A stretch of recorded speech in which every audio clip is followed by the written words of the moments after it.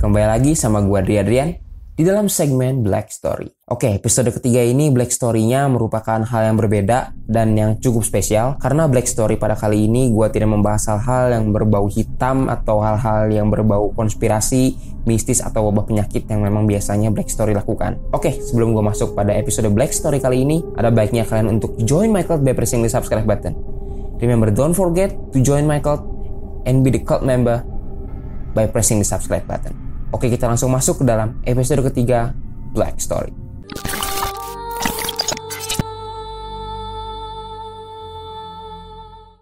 Episode ketiga Black Story ini gua ingin membahas tentang namanya lockdown. Oke, karena topik sekarang ini lagi hangat-hangatnya tentang coronavirus dan juga gua tidak ingin membahas tentang coronavirus atau konspirasi di balik coronavirus. Gua nggak mau bahas karena sekarang halnya ini lagi cukup sensitif untuk dibahas. Maka karena itu gua sekarang ingin bahas tentang namanya lockdown. Disclaimer dulu ya. Jadi informasi yang gue dapatkan pada kali ini merupakan informasi yang sudah gue gali dari sumber-sumber yang kredibel dan valid, dan juga hasil-hasil dari analisa gue terhadap sumber-sumber tersebut yang gue rangkum dan gue simpulkan sendiri. Jadi informasi yang gue dapatkan ini merupakan informasi yang sangat subjektif. Jadi bagi kalian yang memiliki informasi yang lebih dalam atau mungkin memiliki informasi yang lebih akurat, silahkan kalian curahkan di kolom komentar di bawah. Lockdown atau bahasa Indonesianya namanya adalah karantina wilayah, yaitu merupakan kegiatan penerapan karantina pada suatu wilayah tertentu dalam rangka mencegah hal-hal buruk yang akan terjadi. Hal buruk yang dimaksud di sini bisa merupakan peperangan, bisa merupakan keadaan yang tidak aman seperti ancaman teroris, atau juga yang sekarang lagi sedang hangat di mana-mana, yaitu adalah wabah penyakit.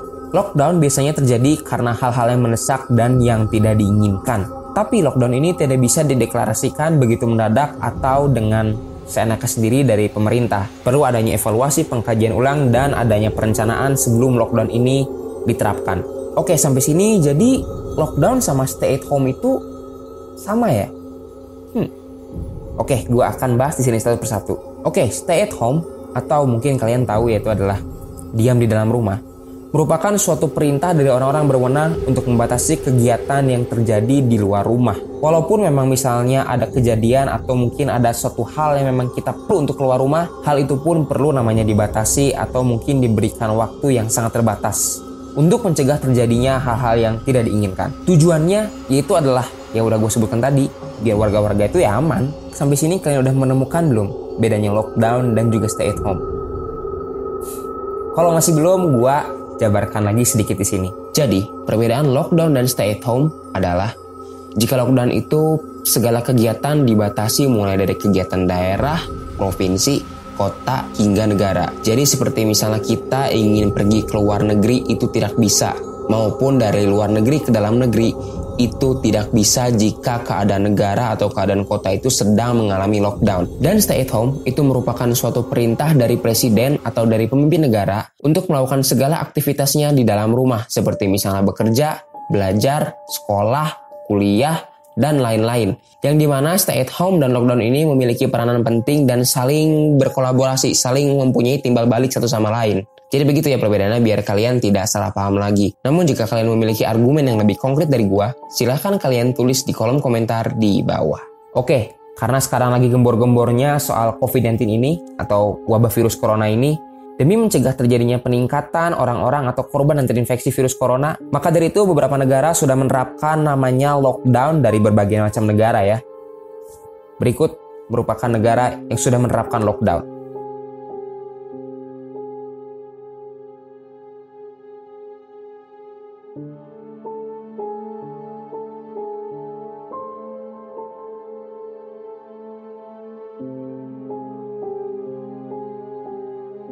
Menurut analisa gua, lockdown dibagi menjadi dua jenis.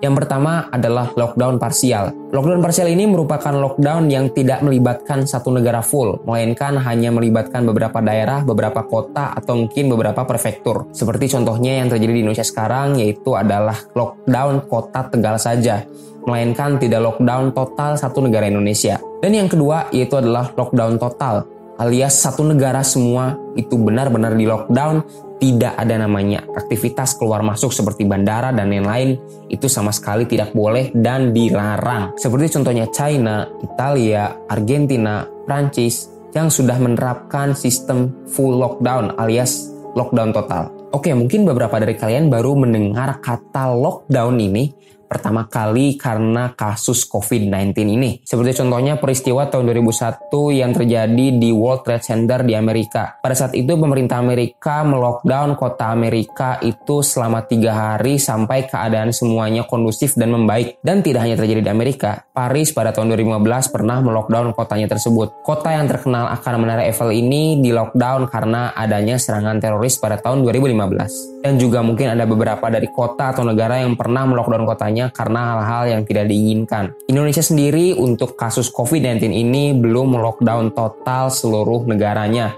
Mungkin pemerintah mempunyai kebijakan atau pertimbangan-pertimbangan tertentu yang mengakibatkan Indonesia tidak bisa di lockdown total. Melainkan yang di lockdown itu hanya satu kota saja saat video ini dibuat, yaitu adalah Tegal. Pertimbangan-pertimbangan tersebut dilakukan karena takut adanya dampak yang panjang setelah lockdown itu terjadi di Indonesia.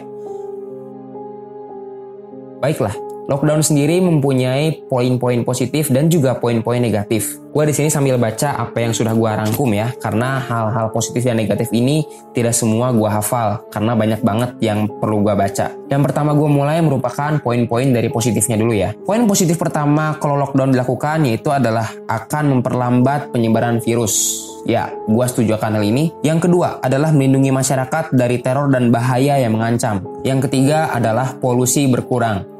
Mungkin gue tidak bisa menjelaskan hal ini secara detail. Silahkan kalian baca grafik yang akan gue tampilkan di sini.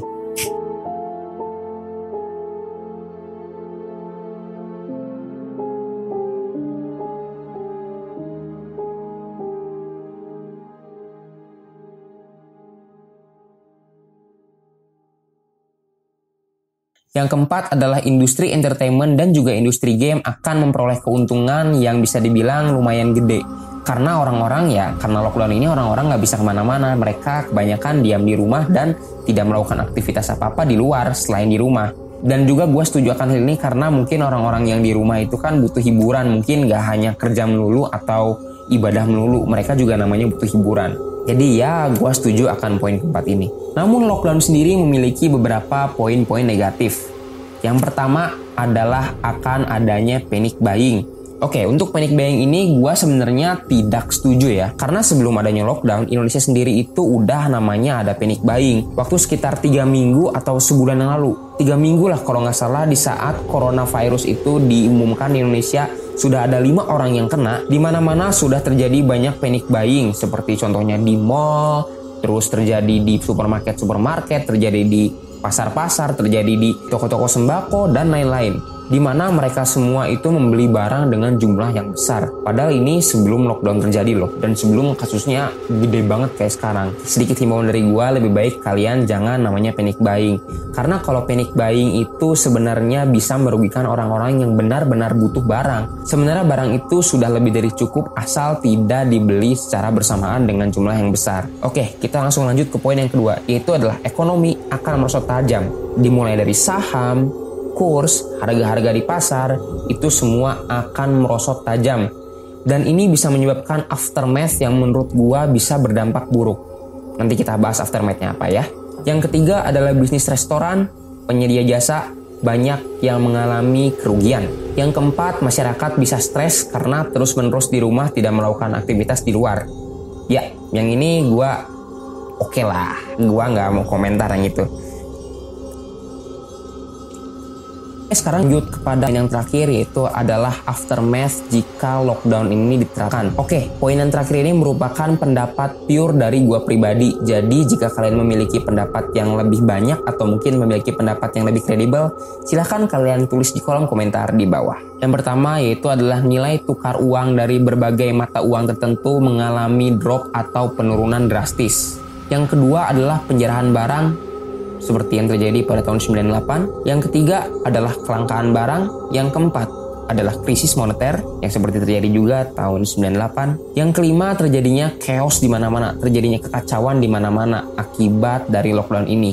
Ya, ini kembali lagi ke poin ekonomi tadi. Yang keenam adalah nilai saham yang betul-betul hancur dan drop ke bawah. Yang ketujuh adalah banyak bisnis-bisnis yang terus mengalami kerugian dan bisa menyebabkan gulung tikar alias bangkrut. rasisme terjadi kepada mantan korban dari wabah tersebut.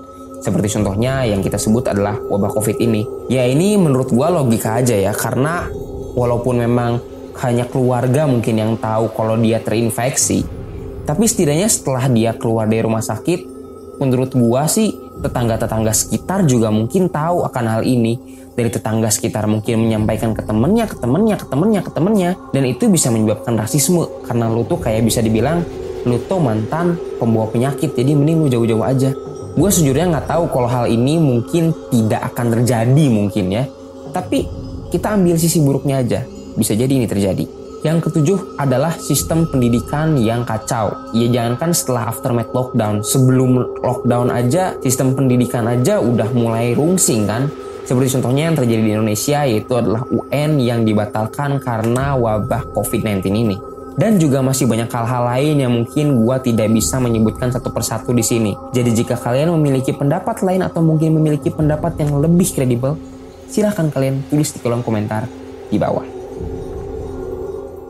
Jadi bagaimana pendapat kalian soal lockdown ini? Apakah Indonesia perlu adanya lockdown atau tidak?